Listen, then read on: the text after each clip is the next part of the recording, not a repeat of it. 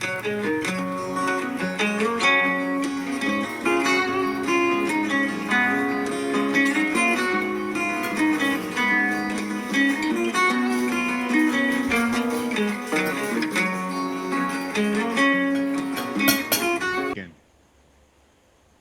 thank the many individuals and organizations, public and private, who have participated in the fight against COVID-19. Key to our success has been the high level of trust in our society. Singaporeans trusted your government and followed its advice. You accepted and complied with difficult but necessary safe management measures. You stepped forward to get vaccinated when your turn came. But above all, Singaporeans trusted one another. We all practiced personal and social responsibility.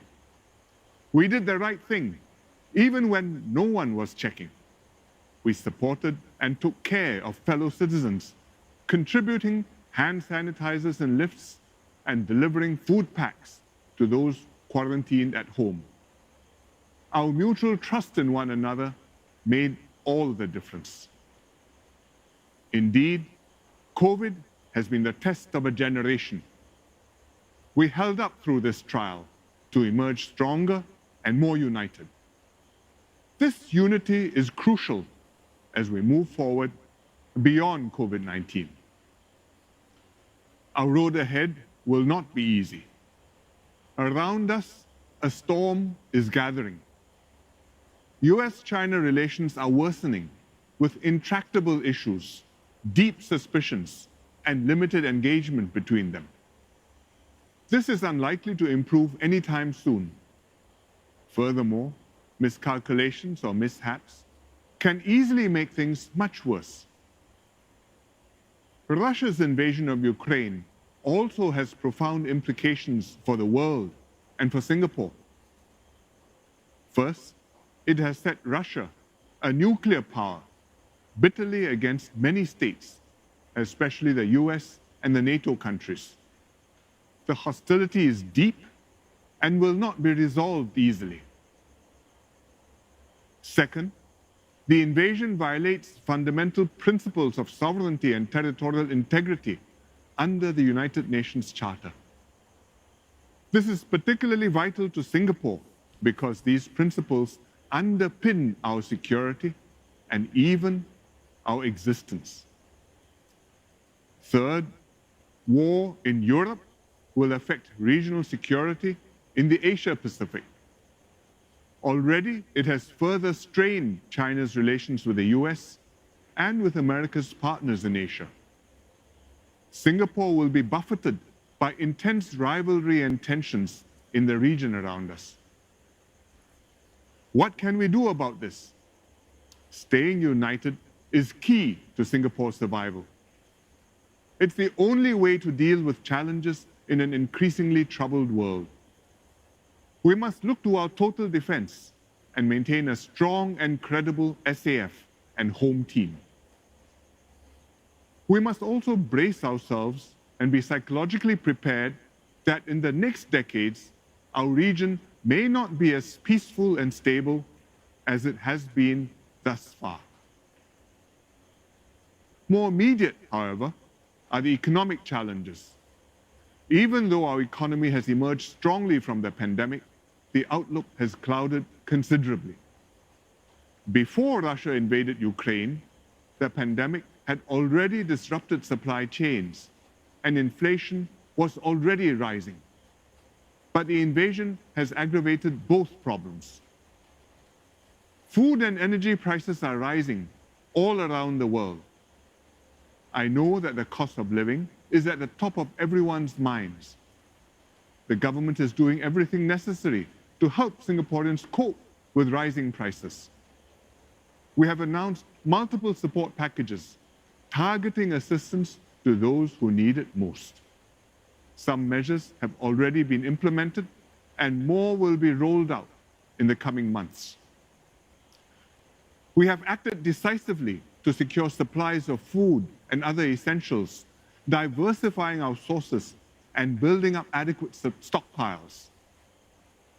I'm also glad to see that companies and community groups have initiated their own support programs. By helping each other, Singapore can be stronger together. Meanwhile, we have tightened our exchange rate policy and strengthened the Singapore dollar to dampen imported inflation. The government also stands ready to do more to help Singaporeans if things worsen. But the basic reality is that international economic conditions have shifted. The world is not likely to return anytime soon to the low inflation levels and interest rates that we have enjoyed in recent decades. Singapore's deeper response to this shift must be to transform our industry, upgrade our skills, and raise our productivity. Then our wages can go up higher than inflation, and Singaporeans can earn more in real terms year by year. Beyond these immediate issues, we must also look to the long term.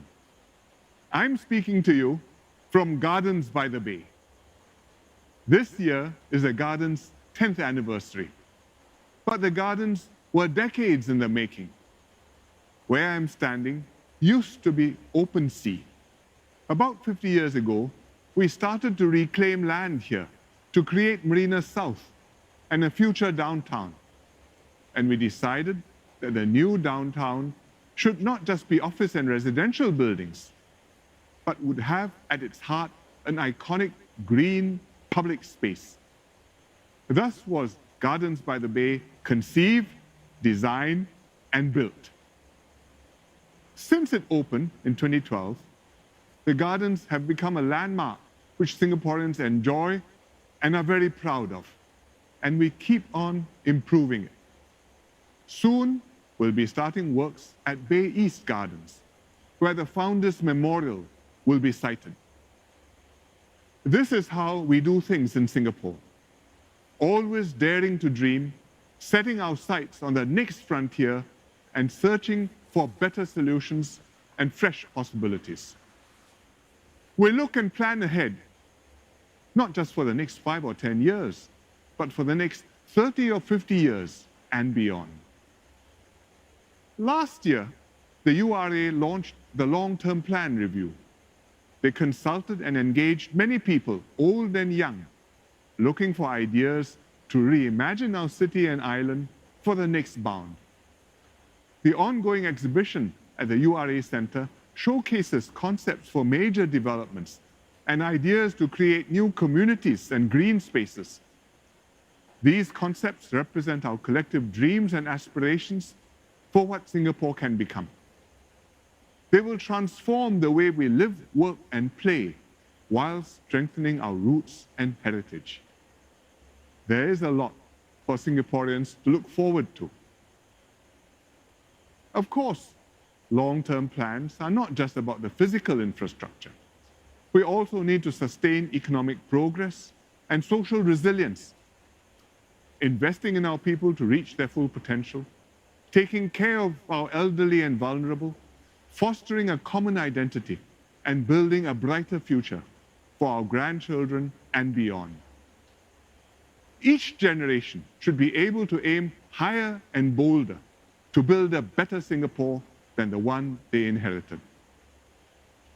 DPM Lawrence Wong and the 4G team have launched the Forward Singapore exercise to involve citizens in refreshing our social compact and to chart our way forward together. I invite you to participate actively, contribute your ideas, and help to shape our future Singapore. We must never stop imagining and building the Singapore we want, even as we strengthen our guard against what can go wrong. COVID will not be Singapore's last crisis. More storms and turbulence lie ahead. But do not fear. As long as we stay united and resolute, we can keep our nation peaceful and secure, build a more prosperous economy, and forge an inclusive society that all of us can belong to and can be proud of for many years to come. Happy National Day.